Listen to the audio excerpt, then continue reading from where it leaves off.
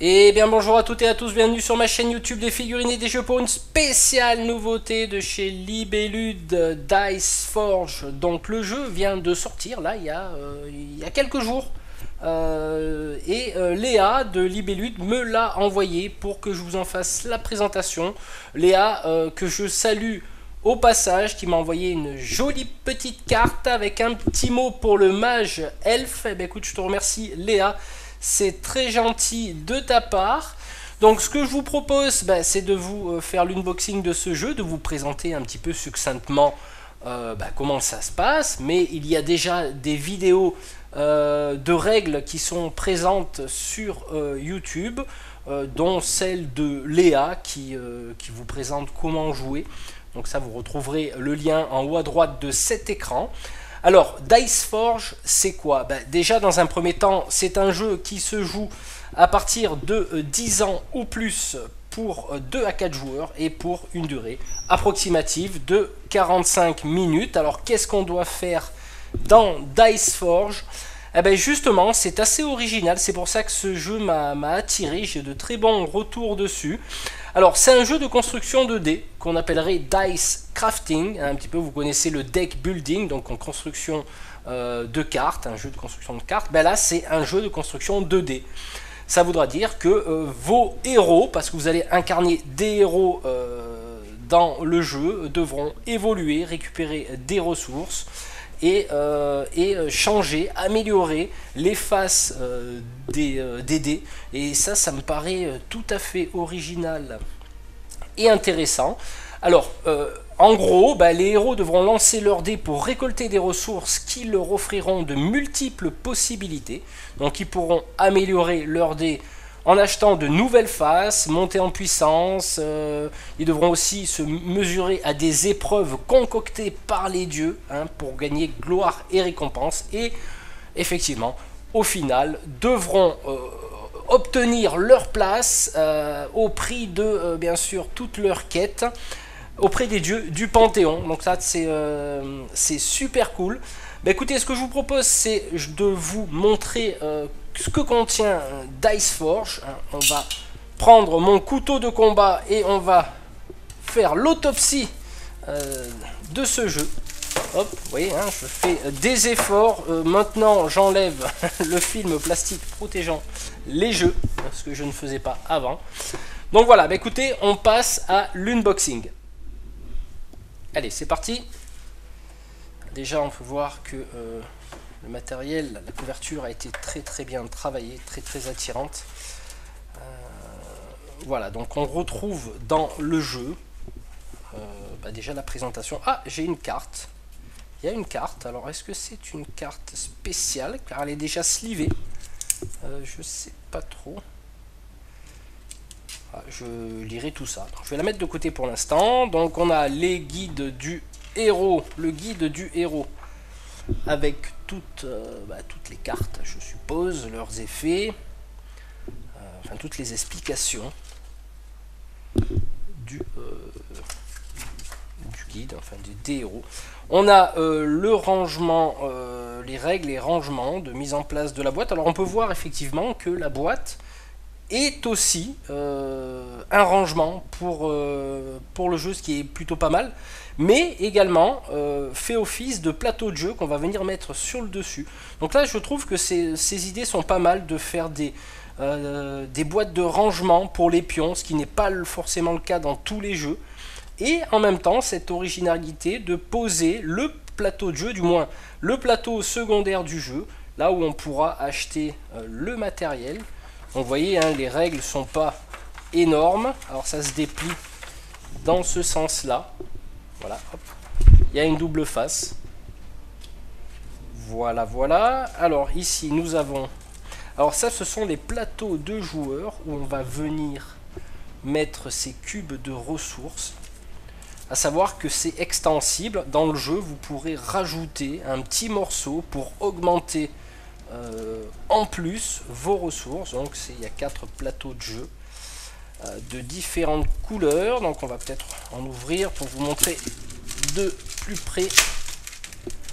Alors on a les joueurs de couleur verte, jaune. Oula, ça se dépunch même très bien.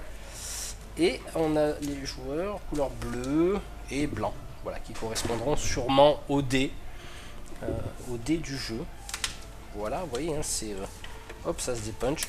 C'est du carton relativement fort, je pense. Hein, on voit que c'est costaud. Alors là, ce sont les pions qui se sont dépunchés. Hop, et on va passer sûrement. Alors c'est bien, il y a un petit élastique. Alors ça, c'est pas mal du tout. Et nous avons sur cette planche. Voilà, alors je sais pas encore bien à quoi ça sert parce que j'ai pas vu de, enfin j'ai pas lu d'unboxing encore, mais je sais que ça sert de plateau de jeu qu'on va venir poser directement là-dessus. Donc c'est pas mal, les illustrations sont sympas. Alors l'illustrateur, je l'ai peut-être pas cité parce que c'est un jeu de Régis Bonessé et c'est illustré par, je vais vous dire ça. Illustré, je vois pas. Ah, par Biboun, voilà, c'est illustré par Biboun, pardon. C'était marqué en dessous. Alors, ça va être le plateau de jeu où on va venir positionner nos cartes autour. Hein. Je vous montrerai un petit peu, grosso modo, comment le jeu se présente en fin de vidéo. Donc voilà, vous dépliez, vous mettez vos quêtes, hein. Alors je ne sais pas si j'utilise le bon vocabulaire, ce seront les épreuves ou les tâches à accomplir pour gagner des ressources, voilà. Et là nous avons voilà toutes les phases des dés que nous allons retrouver ici. Voilà, on va un petit peu jeter un coup d'œil. Voilà, c'est des dés originaux. Alors je sais qu'au départ il avait été choisi d'après ce que j'avais on va dire écouté, version Lego, voilà, qui était pas mal. Donc voilà, vous voyez, on vient crafter dessus, voilà, hop, et puis après on va jeter nos dés, hein. Je connais pas les règles donc je peux pas vous dire, mais vous voyez, on vient changer de face, voilà, on améliore, hop, alors là j'ai bien enfoncé dans son emplacement et voilà, hop, on va changer de face, voilà, tout simplement. Alors je vais pas présenter les règles dans cette vidéo, je pense que le mieux ça sera une partie d'initiation un peu plus tard. Voilà, ça va être pour les dés. Ensuite bah, nous avons sûrement les cubes, hein, toujours des petits cubes plastiques transparents pour les joueurs. Nous avons des petits pions, voilà, qui vont symboliser les 4 joueurs en lice. Là, alors là c'est quoi? Je suppose que c'est pour bloquer, hein, au niveau du rangement. Et donc nous avons les différentes cartes qui vont être présentes dans le jeu, qui vont être... Alors je connais pas encore les symboles comme je vous dis, mais alors ça je sais que c'était une piste qu'on pouvait rajouter en plus dans le jeu pour faire d'autres points. Oui, donc je connais pas bien, alors c'est peut-être les tâches à exécuter ou les pouvoirs. En tout cas les illustrations sont fort sympathiques. Donc il y aura des effets de dés, il y aura des collectes de ressources. Donc voilà pour le premier paquet. Ensuite pour le deuxième paquet nous avons quoi de beau? Hop. Allez, on défait. Quelques illustrations au dos. Alors là je pense que c'est peut-être les persos. Peut-être parce que là j'ai une espèce de chaman. Ouais, ça doit être ça. Ça doit être des cartes qui sont liées au personnage du jeu. Voilà, c'est vraiment... Ça me fait penser à des illustrations de Toons. Voilà, j'aime beaucoup, c'est sympa. Voilà. Donc bah, écoutez, juste pour vous montrer les emplacements au niveau du matériel, avec bien sûr le plateau de jeu qui va venir dessus, voilà, hop, et on va pouvoir se servir de la boîte et de support de jeu en tant que plateau secondaire par rapport au plateau principal qui lui c'est là où va se passer la majeure partie des actions je pense, et on va pouvoir Alors là on peut... Alors peut-être que ça se glisse en dessous, je sais pas trop comment ça fonctionne, j'ai pas regardé la notice. Donc voilà. Oh, vous voyez, ça c'est sympa parce qu'on va pouvoir ranger notre matériel ici, mettre nos pions ou nos cubes ou nos ressources. Bah, écoutez, ce que je vais faire, je vais vous montrer une vue d'ensemble du jeu et on se retrouve tout de suite. Alors voilà la petite mise en place au niveau d'un des plateaux de jeu, notamment celui de la boîte où nous avons toutes les ressources du jeu. Donc à savoir que j'ai fait la mise en place, ça prend un petit moment quand même, et vous mettez les petites faces des dés sur les emplacements qu'il est indiqué, notamment maintenant je sais à quoi sert ce petit protège plateau, hein, plus ou moins, parce qu'on va pouvoir à la fin du jeu venir le glisser à l'intérieur et avec la petite élastique bleue, voilà, on va maintenir éventuellement tous les petits jetons, ce qui nous évite de faire la remise en place plus tard, parce que c'est quand même relativement long, il faut trouver toutes les faces des dés. Justement, à propos des dés, on va jeter un petit coup d'œil. Donc voilà les différents dés, donc ils sont au nombre de 4 d'un côté et 4 de l'autre, à savoir, il y a une petite subtilité quand même, il faut la voir. C'est pas évident à l'œil nu comme ça, mais là en pleine lumière ça va mieux. C'est que nous avons des dés couleur claire ici et des dés un peu plus grisés. Alors ça c'est très important parce que les joueurs vont recevoir un dé de chaque, où il y a dessus des faces presque identiques, sauf pour le dé gris, parce que le dé gris va recevoir, alors je vous l'ai montré tout à l'heure, hein, on décapsule un petit peu le dé, hop, je vais tomber. Voilà, donc on va venir constituer les dés de départ qui sont pour les dés gris, enfin légèrement grisés, un marqueur bleu avec le symbole 1, c'est une pierre de lune, et les 2 points de victoire. Alors j'espère qu'on le voit avec le reflet, donc la pierre de lune, 2 points de victoire, et le reste va être rempli avec le symbole jaune. Donc ça pour les 4 dés couleur plutôt tirant dans le gris, et les dés couleur un peu plus blanc. Alors comme je dis, c'est pas évident à voir. On va positionner le symbole feu 1 et tout le reste en jaune, donc les marqueurs 1 en jaune. Voilà, donc ça c'est la petite, alors vraiment la petite subtilité comme on peut le voir, hein, donc et à savoir que les joueurs vont recevoir un dé de chaque en début de partie, et à partir de cette base de dés, ils vont pouvoir crafter, hein, on va dire, construire leurs dés au fur et à mesure des règles du jeu. Voilà, ensuite, effectivement, nous choisissons un plateau de jeu, hein. Par exemple là j'ai choisi le plateau de jeu à couleur orange, j'ai mon petit pion orange, je suis venu positionner sur les différentes ressources sur le symbole 0, parce qu'après on va avancer au fur et à mesure du jeu mes petits cubes orange, et j'ai récupéré comme convenu un dé de couleur claire et un dé de couleur un peu plus foncé, grisâtre. Voilà pour le tableau de bord, à savoir qu'au cours de la partie vous pourrez selon votre choix, vos évolutions, rajouter, voilà, faire une extension sur votre tableau pour gagner plus de ressources, ainsi que comme je montrais tout à l'heure, une carte un petit peu spéciale qui va vous permettre de collecter des ressources dans le but de collecter des points de victoire à la fin de la partie. Enfin, d'après ce que j'en ai compris, comme je vous ai dit, j'ai pas approfondi au niveau des règles, hein, je viens d'ouvrir la boîte. Ensuite je vais vous montrer le plateau de jeu avec les cartes.